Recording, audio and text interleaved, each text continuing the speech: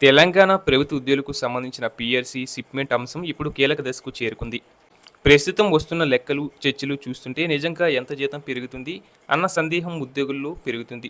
అందుబాటులో ఉన్న సమాచారం ప్రకారం ప్రభుత్వం 5 డిఏలను సిప్‌మెంట్‌లో విలీనం చేసే అవకాశంపై చర్చ జరుగుతుంది. అయితే 5 డిఏలను కలిపిన మొత్తం శాతం సుమారు 9.5 62% మాత్రమే ఉంటుందని అంచనా వేస్తున్నారు. ఇది లెక్కల్లో ఎలా పనిచేస్తుందంటే ఇప్పటి బేసిక్ పే మీద ఈ ఐ ఈ 9.5 62% కలిపి కొత్త బేసిక్‌ను నిర్ణయిస్తారు. ఉదాహరణకు ఒక ఉద్యోగి బేసిక్ పే రూ. 30,000 ఉందనుకుంటే ఈ విలీనంతో అది సుమారు 32,800 నుంచి 32,900 మధ్యకు పెరుగుతుంది. కానీ ఇక్కడ గుర్తుంచుకోవాల్సిన విషయం ఏంటంటే ఈ పెరుగుదల పూర్తిగా కొత్త లాభం కాదు. ఎందుకంటే ఈ శాతం ఇప్పటికే డిఏ రూపంలో జీతంలో భాగంగా ఉంది.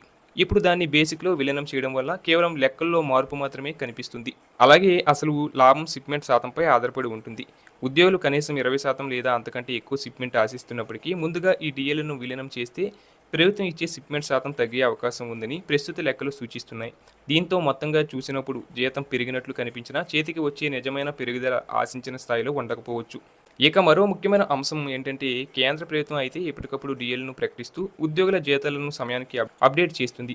కానీ రాష్ట్ర స్థాయిలో డీఏలు ఆలస్యంగా ప్రకటించడం, వాటిని పెండింగ్లో ఉంచడం, తర్వాత ఒకేసారి విలీనం చేయడం వంటి పరిస్థితులు ఏర్పడుతున్నాయి. ఈ విధానం వల్లే పీఆర్సీ ప్రక్రియ ఆలస్యం కావడం మాత్రమే కాకుండా ఉద్యోగులకు రావాల్సిన లాభాలు కూడా తగ్గే అవకాశం ఉందని భావిస్తున్నారు. ఈ నేపథ్యంలో ఉద్యోగుల్లో ఆందోళన పెరుగుతుంది. ముఖ్యంగా ఒకేసారి ఈ 5 డీఏలను విలీనం చేయడం వల్ల షిప్‌మెంట్ శాతం తగ్గి మొత్తం మీద తీవ్రంగా నష్టపోయే పరిస్థితి రావచ్చని ఉద్యోగ సంఘాలు అభిప్రాయం వ్యక్తం చేస్తున్నాయి.